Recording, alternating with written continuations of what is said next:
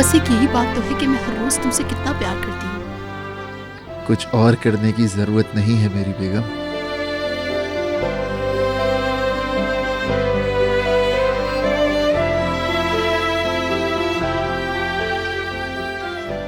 तुम लोग बहुत अच्छे भाई हो।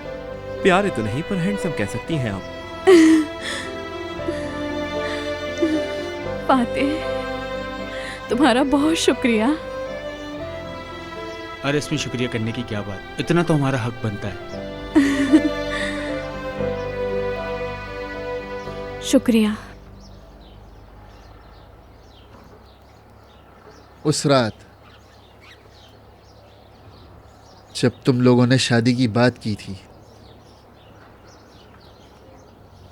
जो भी तुमने सुना वो मेरे मुंह से निकली हुई तुम्हारे लिए आखिरी बुरी बात थी नफीस। तुम्हारे लिए कभी बुरा नहीं चाहा, अल्लाह देख रहा है सब। लेकिन मैंने इसलिए नहीं चाहा क्योंकि मेरी फैमिली खतरे में थी। ये पागल है ना, इसने नहीं सुनना। आज के बाद तुम हमारी बहू और ईद मेरा भतीजा है। अब तुम इस फैमिली का हिस्सा हो। कलीली फैमिली में खुशामदीद बहन। शुक्रिया आपका। ये क्या बात हुई? लफंगों से गले मिलती हो और बड़े भाई से सिर्फ हाथ मिला रही हो। ऐसे नहीं चलेगा। इधर आओ मेरी बहन। शुक्रिया मुस्तफा भाई। शुक्रिया गैरों का अदा करते हैं। शुक्रिया भाई। कोई बात नहीं।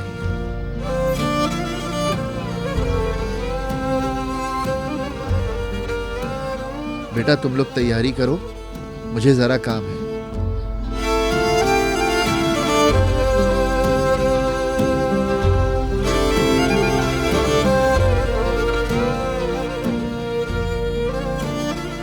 भाभी,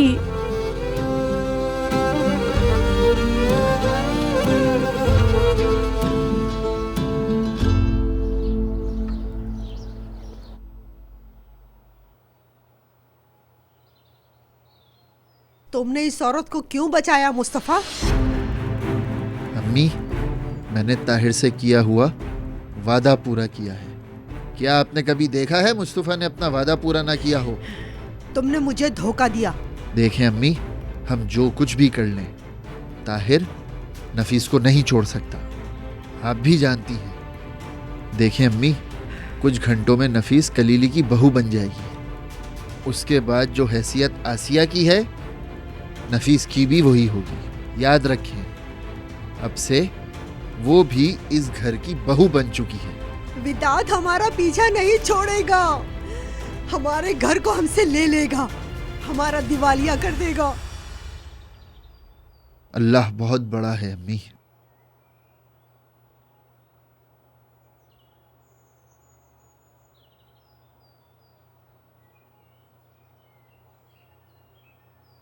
मैंने अभी तक किसी को बताई नहीं है विदात वाली बात, तो बेहतर होगा आप भी खामोश रहें, ठीक है ना?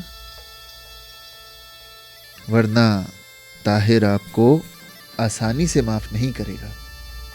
मेरा तजुर्बा कह रहा है।